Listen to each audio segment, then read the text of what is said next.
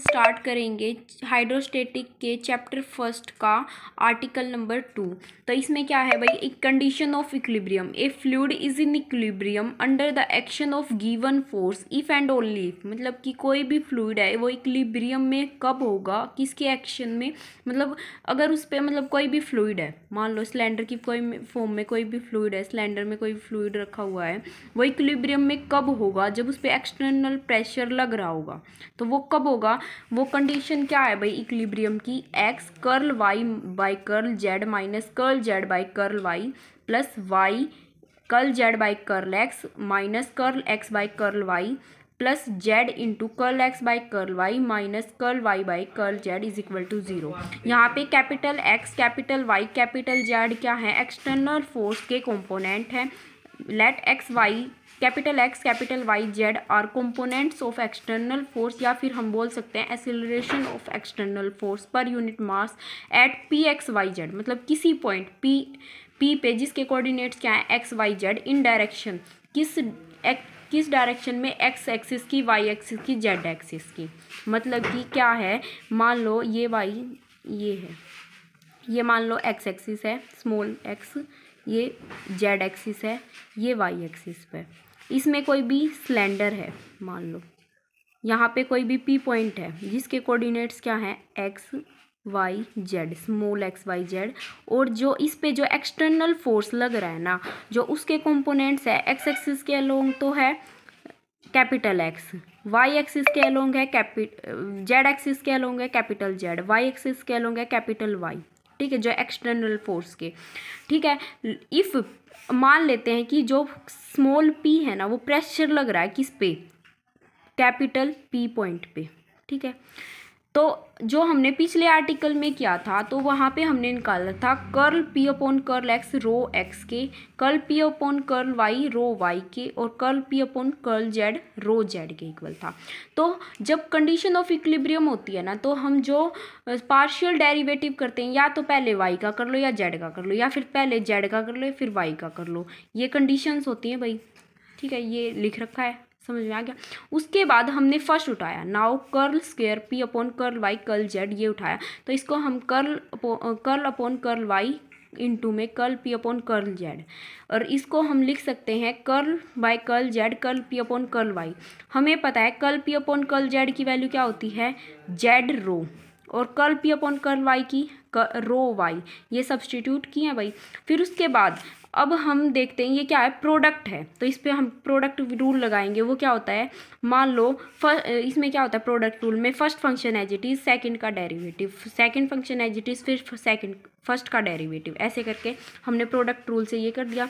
Z as it is curl rho by curl y plus rho as it is curl z by curl y, ऐसे ही इसमें किया है। फिर उसके बाद हम रो वाली जो टर्म्स है वो एक साइड ले आएंगे, और जो वैसी टर्म्स है मतलब वाई जेड की टर्म्स है मतलब एक्स वाई जेड की, वो इस तरफ ले आएंगे। तो इसको फर्स्ट ले लिया। ऐसे ही सिमिलरली हमने सेकंड वाले में किया है, फिर थर्ड वाले में ऐसे ही किया है। फिर उसके बाद फर्स्ट सेकंड थर्ड हो गई भाई। तो हमने क्या किया, फर्स्ट में एक्स की मल्टीप्लिकेशन, सेकंड में वाई की मल्टीप्लिकेशन, थर्ड में जेड की मल्टीप्लिकेशन, और इनको वर्टिकली ऐड कर दिया। तो भाई फर्स्ट को ऐसे करेंगे, सेकंड थर्ड, तो इसमें से हमने क्या किया, ये ऐड किया। फिर रो सब में से कॉमन आ रहा था, रो कॉमन निकाल लिया, वर्टिकली ऐड किया, मीन्स इसमें इस फर्स्ट की लेफ्ट हैंड साइड में, सेकंड की लेफ्ट हैंड साइड ये वाली, फिर थर्ड की लेफ्ट हैंड साइड, ये ऐसे ऐड किया है। ठीक है, ऐड कर दिया, रो सब में कॉमन था, और जो इनने एक नेगेटिव कॉमन निकाला, मीन्स माइनस साइन कॉमन निकाला, इसमें से भी इसमें से भी इसमें से भी। कैसे, क्योंकि यहाँ पे तो curl z by curl y minus curl y by curl z है, इसमें हमने क्या किया, माइनस कॉमन निकाल दिया, curl y by curl z by curl y. ऐसे ही इसमें देखो curl x by curl z था पहले, तो हमने माइनस कॉमन निकाल दिया, तो curl z by curl x minus curl x by curl z, तो ये ऐसे आ गया।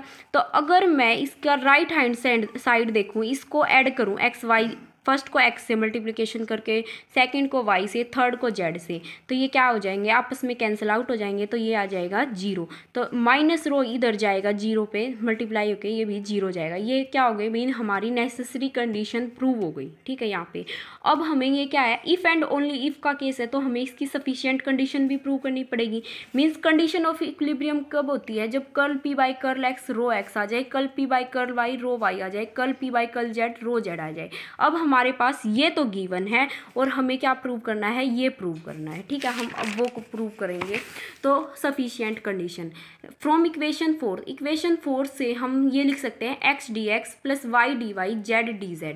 वो कैसे लिखा, अगर मैं इन दोनों को अगर मैं ये कंडीशन ऑफ इक्विलिब्रियम कब होगी, अगर मैं इनको x y z तो जीरो हो नहीं सकते, एक्सटर्नल कंपोनेंट के, एक्सटर्नल कंपोनेंट ऑफ मतलब component of external force, sorry भाई, कंपोनेंट ऑफ एक्सटर्नल फोर्स तो जीरो हो नहीं सकते, तो ये सेपरेटली इक्वल टू जीरो होने चाहिए। Means curl y upon curl z ये इक्वल टू जीरो होना चाहिए। इससे इक्वेशन 4 से जो ये कैसे आई हुई, देखो कर्ल y अपॉन में कर्ल y अपॉन में curl z minus curl z by curl y।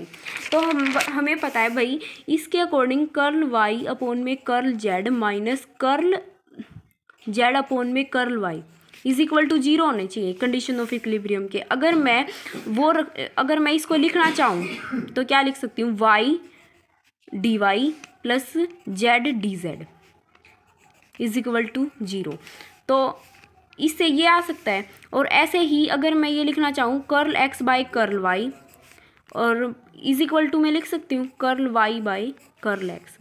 तो इससे हमें पता चला x dx plus y capital Y small dy is equal to zero.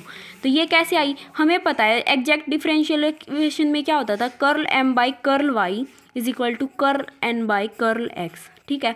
अगर मैं m की वैल्यू देखूँ तो क्या होती थी form, m dx plus n dy is equal to zero. तो यहाँ पे m क्या है, x और कैपिटल X, और n क्या है, कैपिटल Y। तो उसकी जगह वैल्यू सब्स्टिट्यूट करूँ तो यही आएगा।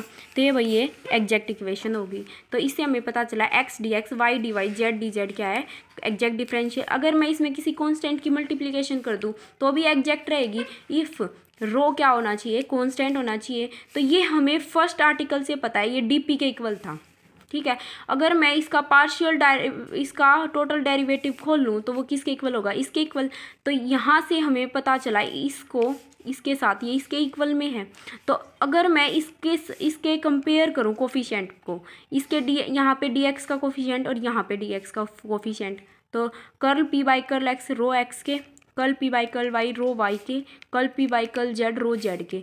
तो ये क्या होगी भाई, हमारी कंडीशन ऑफ इक्विलिब्रियम। तो इस तरीके से भाई हमारा ये आर्टिकल कंप्लीट होता है।